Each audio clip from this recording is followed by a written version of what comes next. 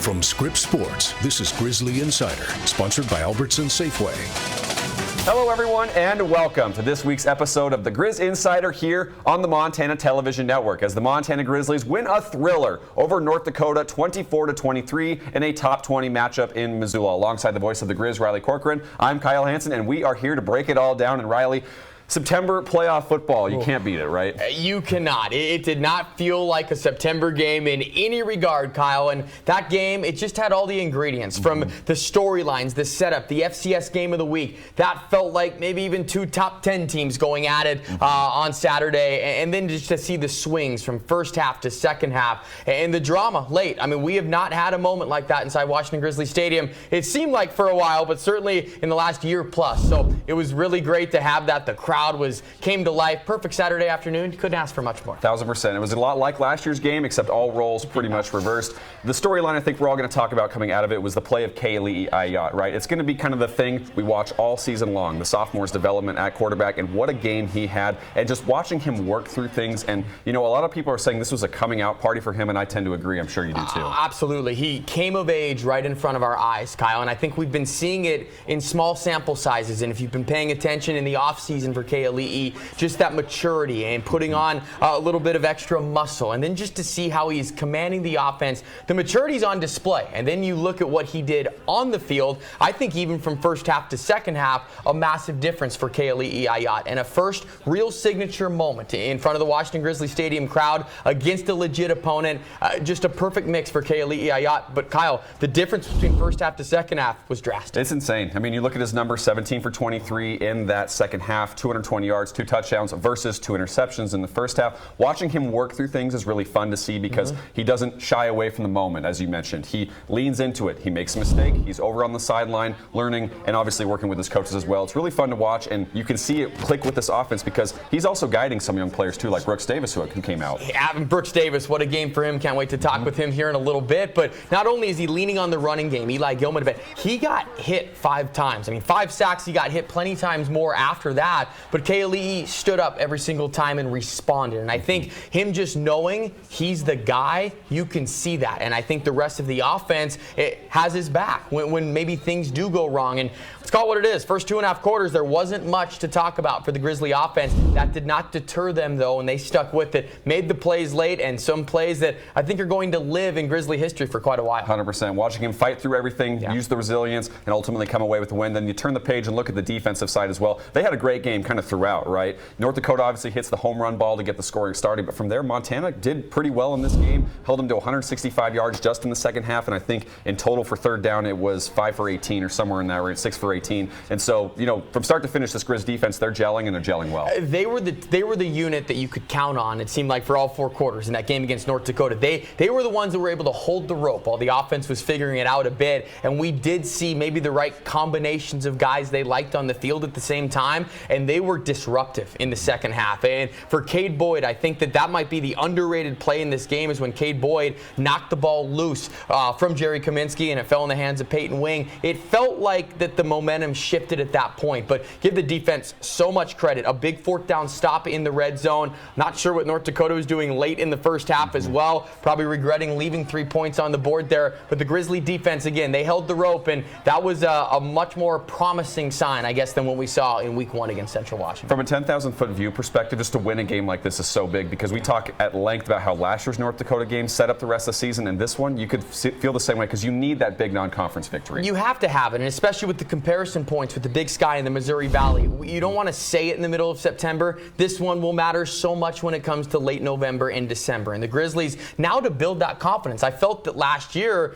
they struggled getting an identity, number one, and struggled building confidence. Well, check both of those boxes at least early on this season, and we'll see if they can run with it. It was a lot of fun. We love playoff football in September, and we've got a great show coming your way to continue breaking this one down. On the other side of the break, Riley catches up with Bobby Hauck, and Brooks Davis joins us later in the show. We'll be right back.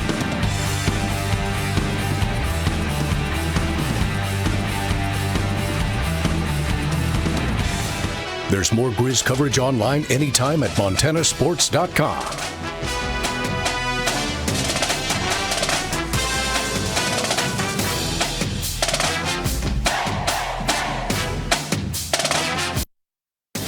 Welcome back to Grizzly Insider, sponsored by Albertsons Safeway. And welcome back to the Griz Insider. What a win for Montana. An early signature win as they knock off North Dakota 24-23. Here to break it all down, head football coach Bobby Hauck. And Coach, it's a good thing we've had a couple days because, my goodness, it certainly was wild inside Washington Grizzlies Stadium. Just your overall thoughts on how your team was able to come from behind and pull out that 1-point win. Yeah, that was a wild, interesting game for sure, Riley. It was a good win over a good team. I think they're very good. We found a way and they didn't, I guess would be the summary. So quite a game, quite exciting. We're thrilled to get that win for sure. Well, we're going to break this down. Obviously, there was so much theatrics in the second half, but the first half, as you guys were feeling it out with North Dakota, and obviously they took an early lead in that game. What were the conversations like? What were some of the things you knew you needed to adjust, obviously, for the second half? The way the game was playing out, we need to generate more first downs and find ways to move the chains and then keep the defense off the field, flip the field, all those different things. And, I thought our defense was terrific in the first half because we were not doing those things, and they had their back to the wall the whole first half, it seemed like, and they kind of held the rope and held on until we could get things going. And certainly forcing that turnover was so big. I want to just talk on that play. Cade Boyd able to hit Jerry Kaminsky, falls in the hands of Peyton Wing. How big of a play was that first off? And secondly, did it switch the momentum? It just felt like in that stadium, it totally flipped once the Grizzlies kind of got that turnover on defense. Well, yeah, momentum matters, turnovers matter. Would have been a huge play if we'd run it in the end zone. But, that led to points and kind of, got us going. At least be able to catch your breath and feel like you're in the game and have a chance to come back and win it. Offensively, we saw the evolution, I think, in front of our eyes, really, with Kaylee Ayat, the rest of the offense from first 2.5 quarters to find their way and then ignite it in half number 2. How did you see the offense evolve, and what did you like most from them, especially in the second half? Well, there's going to continue to be growth, I think. That'd be my expert opinion, so to speak. We've got so much inexperience on our team across the board, both offense and defense, and certainly in the kicking game. I'd see this team growing as we move through the next month. I think we're going to get better and better. And to be able to say that, yet still beat what I would consider one of the top 10, certainly teams, maybe top 5 teams in the country, is a great win for us. Well, and you look at also the Grizzly offense and being able to have those big plays late. We're going to talk with Brooks Davis, of course, but that game-winning touchdown, Coach, to have it to win with just under a couple minutes to go. Just take us through the play, the drive, and obviously Kaylee hooking up with Brooks. Well, back to our August conversation, yes. Right, man? It's Brooks Davis. There's a name everybody's going to know pretty soon, and Brooks had a really nice game.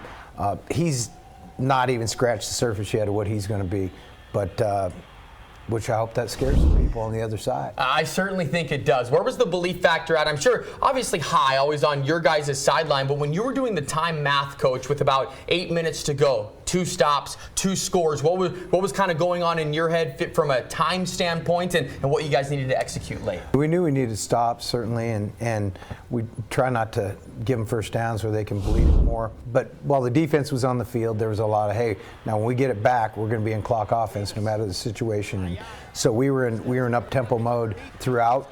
And then when it got to the end of the game, we had 3 timeouts and 1:30 or whatever left. Then it was, time's not a factor. We didn't have to rush. It was like, we've got run game, we've got whatever we want. And great job by our offense getting the points. The kick by Ty Morrison was a monster kick, unbelievably great. High pressure field goal to make it a 6-point game, and then defense stops them, offense goes down, and here we go. It was perfect execution for the final 8 minutes of that game for the Montana Grizzlies. What was the celebration like afterwards, Coach? We saw the clip. You go and celebrate with your team, but you guys put so much hard work in behind the scenes. You have to be able to enjoy moments like that for your football team. Yeah, you have to enjoy winning. All right, winning's hard, losing's easy. All you got to do is give in. Our team did not give in. They found a way to win it. I'm dang proud to be a Grizzly and be associated with those guys, players and coaches. It was just awesome to win that game. Well, the Montana Grizzlies are now 2-0, and they'll try and knock off another Missouri Valley team this week in Indiana State. On the other side of the break, Kyle Hansen will catch up with Brooks Davis here on the Griz Insider.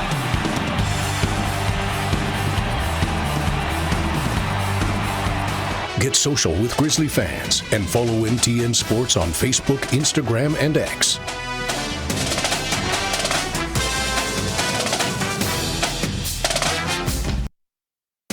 Welcome back to Grizzly Insider, sponsored by Albertson Safeway. Welcome back into the Griz Insider, and we are very excited to have redshirt freshman wide receiver Brooks Davis here after a 5-catch, 98-yard, 2-touchdown game as the Grizzlies take down North Dakota in a top 20 matchup. So, Brooks, first of all, thanks so much for being here. And of course. Been a couple days to kind of let it sink in, and obviously it's it was such a crazy game, such a crazy atmosphere with that comeback victory. But now that it's sunk in, just how you feeling after that performance? It was such a surreal moment for me. It's kind of what you work hard for. Those practices, fall camp was such a grind, so it's kind of pays off. It's kind of a thing you visualize the night before a game, in those big moments. So I'm really pleased with the way it turned out. About to say, did it live up to the expectations a little bit in your mind? Yeah, it did. Hearing that crowd was insane. It was wild. Nothing I've ever experienced. It was before you got here, but it felt a lot like the playoff games a couple of years ago, no doubt about it. Walk me through both the touchdown catches, right? Because the first one you get comes off of the turnover. Felt like the Grizzlies were getting some momentum, and then obviously the one at the end of the game as well. Walk me through both plays and just kind of what it was like and to have such an impact there with the entire offense in those moments. I think the first touchdown for me personally was big because I kind of started off with the slow start. So getting that first one was really crucial for me, kind of a confidence builder type of thing. And that last drive was crazy hectic. The fourth down conversion with Josh and Kaylee, that was huge. And then the touchdown was insane. I got to ask you, the video we had of it was you made that move and then went and you had the defender completely bit. I mean, did you know in that moment, or were you just kind of like, all right, just don't drop it? Like, yeah, you're so I figured they were going to be biting pretty hard in the flats, and he was sitting about like 10 yards off. So when I broke and saw him slip, I knew I would be wide open, kind of thinking I have to catch this. And I'm just glad I did. And he did it, absolutely. So, Brooks, we talked about this a little bit back in the spring when we saw you have the big game in the spring. Obviously, you're pretty new to football, and a lot of fans might not quite know that you didn't get started really till the summer before your junior year of high school, and then since kind of blew up from there. I mean, what drew you to the game of football, and then what made you want to kind of pursue it and keep working at it? As you're a really good baseball and basketball player as well. Yeah. Like you said, I've played baseball my whole life, and I never really even had the thought of playing football. Like my mom always told me, my head's too precious to play football, you're not going to play football. And the head coach, Dave Fogelstrom, was really good friends with my parents, and he would go to the games, the baseball, basketball games, and see that I had potential and pretty athletic. So he would always pull me out of class whenever he would see me, basically telling me, you have to play. Like, I'm not letting you come here and not play for the football team. And then that summer after my sophomore year, I kind of just fell in love with it. Working with Tyrone Taylor, one of the best coaches, probably the best coach I've worked with. He's kind of the reason why I'm here today. I kind of just fell in love with it. And there's really nothing like catching a touchdown, so I think that's what hooked me. No doubt about it. For you, Brooks, obviously when you get here and you redshirt that first year and you're kind of working through the nuances of college football, how did you utilize that year? What maybe stood out to you that you were trying to grow, knowing that you weren't going to play, but you might have played this year as you're doing right now? I think going against our starting offense on scout, that really helped me getting to go up against our starting defense. I think that was big for me, watching the games and kind of just like a motivation type of thing, seeing the guys out there on TV, thinking that's going to be me sooner or later. So, yeah. And it has been, absolutely. Well, so to pivot to this year, when you're in fall camp and then obviously draw the first two starts in these games, how special has that been for you? But then your mentality, how did you kind of shift that mentality, knowing you're going from kind of learning the game to now contributing in a big way? Yeah, I knew it was going to be a big step going from last year to this year. I just tried soaking everything in, especially in meetings, learning from Coach Pease, our new coach, Coach Kennedy, and all the guys around me, kind of just taking all the notes I possibly can, just trying to soak everything in and to get ready for the games now. Last question for me is just working with this offense as a whole. There's an experienced O-line. The running back room is so deep. The wide receiver room is kind of a mix of vets and new guys, and obviously Kaylee. What's it like working with this group as a whole, but then obviously catching passes from 8 as well? I think, like you said, I think we all kind of just complement each other, especially with our O-line, our running backs. It kind of opens up the throwing game for us, the passing game. So, it's been great. It's been great. Been a lot of fun to watch, no doubt about it. Well, Brooks, congratulations on the game and congratulations on the start. Thank you so much. Appreciate your time. Thank you. Thank you for having me. Coming up, Riley will rejoin me here on the Griz Insider. Take coverage of the Griz with you. Download our mobile app today.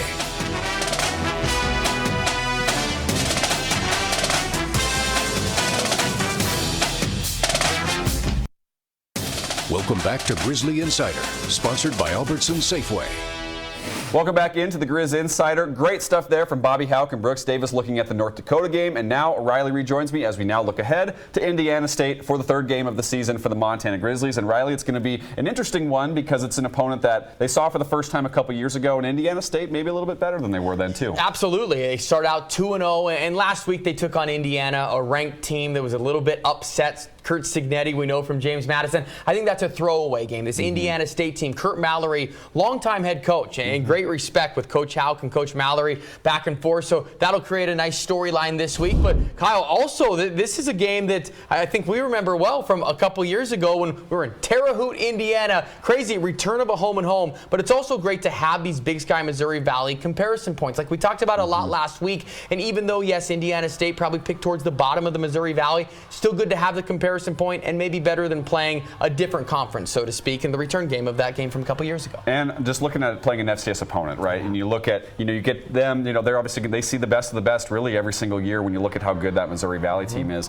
And Indiana State, kind of one of these teams that's always struggled. They haven't been that good at football, like historically, but they could be good, ready to come in game and maybe excited to play at a place like Washington Grizzly. And so far, even with those 2 wins, they've shown some signs with their offense that's just some question marks around their team. Absolutely, and I think Elijah Owens, the big key there. He's the quarterback for Indiana State. He got knocked out in game number 2 against Eastern Illinois. Collarbone injury. He was in a sling for the Indiana game, but of course, questionable for this week. So I think that's going to lead a huge storyline coming in.